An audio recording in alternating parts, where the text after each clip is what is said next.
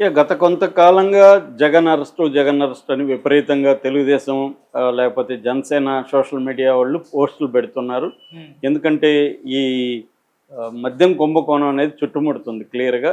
ఒక 100,00,00,000 కుంభకోణంలోనే ఢిల్లీలో అన్ని అరెస్టులు సిట్టింగ్ సీఎంను కూడా జైల్లో పెట్టినప్పుడు, ఇక్కడ ఇది 1,00,00,000,00,000 అంటున్నారు. ఇప్పుడైతే కసిరెడ్డి కుంభకోణం అయితే 3,200,00,00,000 అని చెప్తున్నారు. హ్మ్. సో ఓవరాల్‌గా 1,00,00,000,00,000 కుంభకోణం అని చెప్తున్నారు. దీని మీద పురంధేశ్వరి ఇంతకుముందే ఈ గవర్నమెంట్ రాకముందే ఆమె క్లియర్‌గా డాక్యుమెంట్స్‌తో సహా అమిత్ షాకి సబ్మిట్ చేసి ఉంది.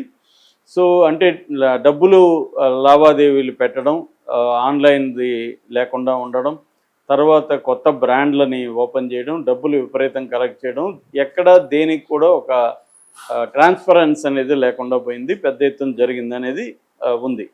అయితే అందువల్ల దీంట్లో జగన్‌ని ఇరికించడం ఈజీ. పైగా విజయసాయి రెడ్డి యాంటీగా మారిపోయాడు కాబట్టి, విజయసాయి రెడ్డికి మొత్తం తెలుసు ఈ కుంభకోణం ఎలా జరిగింది, డబ్బులు ఎట్లా రొటేట్ అయింది, ఎక్కడికి వెళ్ళిన డబ్బులు మొత్తం తెలుసు కాబట్టి, విజయసాయి రెడ్డి కానీ నోరు తెప్పితే అన్ని రకాలుగా జగన్ ఇరుక్కుపోతాడు. ఆల్రెడీ విజయసాయి రెడ్డి నోరు ఇప్పాడని చెప్తున్నారు. అందుకని విజయసాయి రెడ్డి సమాచారాన్ని బేస్ చేసుకొని రాజకాశి రెడ్డిని కావచ్చు, తర్వాత ధనంజయ రెడ్డిని కావచ్చు, కృష్ణమోహన్ రెడ్డిని కావచ్చు, సజ్జల శ్రీధర్ రెడ్డిని కావచ్చు, ఆయన గోవిందప్ప బాలాజీని కావచ్చు, ఇలాగా చాలామందిని అరెస్ట్ చేశారు ఆల్రెడీ.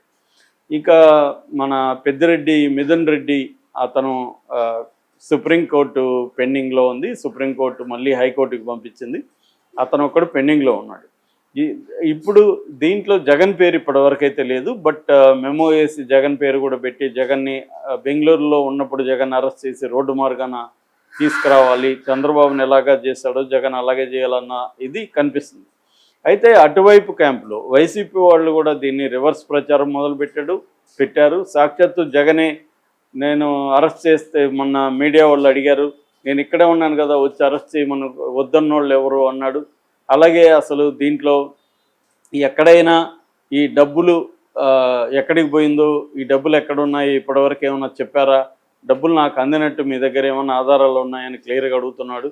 సో ఇంత కాన్ఫిడెంట్గా ఉన్నాడంటే జగన్కి ఇది అంటుకునే అవకాశం లేదు. జగన్కి ఎక్కడ కూడా దీంట్లో డైరెక్ట్గా సంబంధం లేదు. సో అలాగా దీన్ని కుంభకోణాన్ని ప్లాన్ చేశారు కాబట్టి దీన్ని చేయలేరు. ఎందుకంటే ఇప్పటివరకు ఇది సిట్టు మాత్రమే దీని మీద విచారిస్తుంది.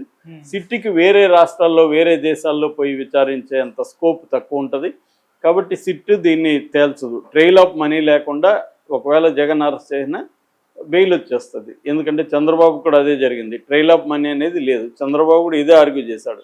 ఆ డబ్బులు నాకు అందినట్టుగా ఏమన్నా ఉందా అనేది చంద్రబాబు ప్రశ్న. సో అందుకని జగన్ కూడా అదే ప్రశ్న వేస్తున్నాడు. ఆ డబ్బులు నాకు వచ్చినట్టుగా మీ దగ్గర ఏమైనా ఆధారాలు ఉన్నాయా అని అడుగుతున్నాడు. సో అదైతే ఇప్పటివరకు లేదు. సో మరి అందుకని వైసీపీ వాళ్ళు ఏం ప్రచారం చేస్తున్నారంటే జగన్ని అరెస్ట్ చేసే దమ్ము చంద్రబాబుకి లేదు, అరెస్ట్ చేసినా బయటకు వచ్చేస్తాడు.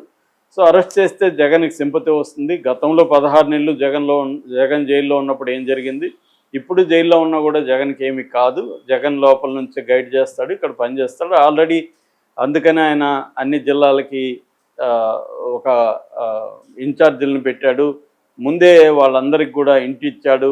మీరు నేనున్నా లేకపోయినా స్వతంత్రంగా పనిచేయడం మొదలుపెట్టండి, మీ నిర్ణయాలు మీరే తీసుకోండి అని చెప్పేశాడు. రేపొద్దున జైల్లో ఉన్నా కూడా జైలు నుంచి ఆయన గైడ్ చేస్తుంటాడు ఏమేమి చేయాలనేది. సో ఇంకా విమర్శ వస్తుంది.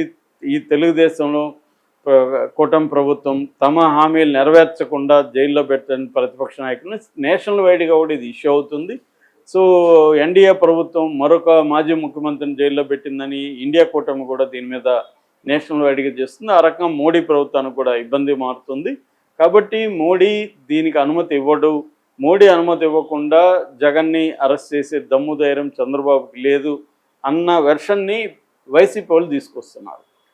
అయితే ఇప్పుడు కొత్తగా నిన్నటి నుంచి ఒక వార్త వైరల్ అవుతుంది. అదేంటంటే చంద్రబాబు ఏమీ అంత అమాయకంగా లేడు, ఇవన్నీ ఆయనకు కూడా తెలుసు. దీనంతా క్యాలిక్యులేషన్స్ చేసుకొని చంద్రబాబు ఒక డిసిషన్కి వచ్చి ఒక స్కీమ్ని అనుకొని ఈ స్కీమ్ని నిన్న అమిత్ షా అండ్ మోడీ ముందు పెట్టాడు. వాళ్ళిద్దరు కూడా గ్రీన్ సిగ్నల్ ఇచ్చారు.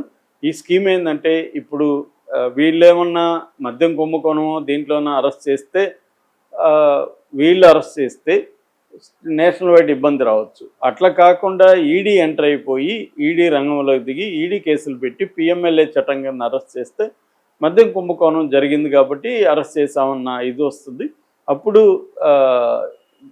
ఈ నేషనల్ లెవెల్లో కూడా పెద్దగా ఇబ్బంది ఉండదు. ఎందుకంటే ఆల్రెడీ ఢిల్లీ కుంభకోణంలో జరిగింది కాబట్టి ఇక్కడ కూడా జగన్ని మద్యం కుంభకోణంలో జగన్ చేస్తాడనేది ఒకటి.